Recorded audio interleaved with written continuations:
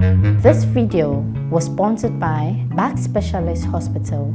I'm Dr. Charles John Buckman, obstetrician gynecologist. Those are high-risk pregnancies. You can have somebody who has chronic hypertension, like somebody who has a high blood pressure before the pregnancy started.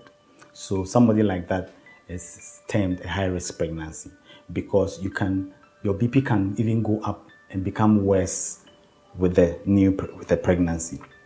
Some people develop diabetes during pregnancy. Their sugar control can become difficult. So with that, it can have problems. The baby can develop complications. So that's one of the high-risk pregnancies. You can have the baby's placenta being low. The placenta can be so close to the cervix that with this, you can have an unprovoked bleeding. And this can have an effect on the baby.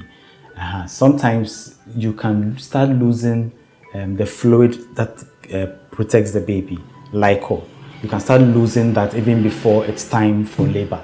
And that's also one of the problems that can affect the pregnancy. So all these are some of the high-risk pregnancies you may have. Yeah. There are two main forms of delivery. It's either you are doing a cesarean section or a vaginal delivery. But for the vaginal delivery, there are three types. You may have a vaginal delivery after a cesarean section. And that is, it's not strictly, it is some sort of vaginal delivery, but it has to be supervised. So that's vaginal birth after cesarean section. And then a spontaneous, like when you go into labor spontaneously and have a vaginal delivery. And the third is when it's induced. Let's say you've gotten to 40 weeks, or let's say it's close to 41 weeks. Usually we'll give you an allowance, especially if everything is fine, baby is okay, there's no problem. We can give you up to like 41 weeks. If you haven't delivered, then it's recommended that you are induced, because usually the placenta will not be able to function excellently after 41 weeks.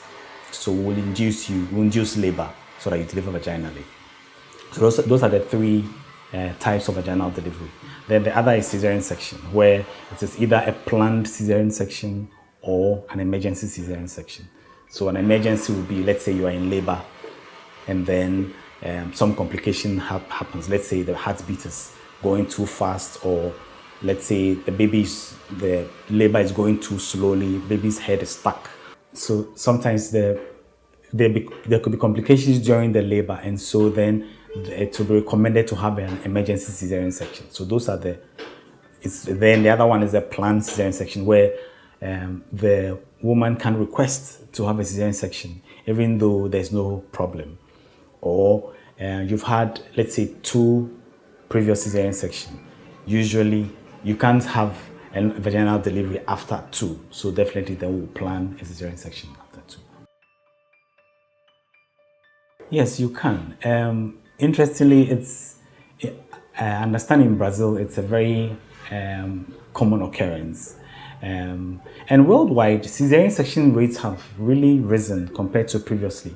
Our grandmothers did a lot of normal deliveries, but our contemporary young women prefer cesarean section. Well, some of them say they want to preserve the architecture of the place, and other reasons may be because sexual pleasure sort of is not the same after normal delivery. So sometimes they request for that, and there's no problem about that. Just that an increased rate of cesarean section has an impact on the health delivery system. If there are so many people who actually need a cesarean section, and there are people who don't really need them, and so let me put it this way, you have limited resources. People who really need a cesarean section will not be able to get it when they need it, because there are so many other people who don't really need it but are requesting for it. And sometimes these are the people who can afford it, and those who really need it might not be able to afford it. So then it becomes a challenge in the health delivery system. Yeah. This video was brought to you by Back Specialist Hospital and Fertility Center.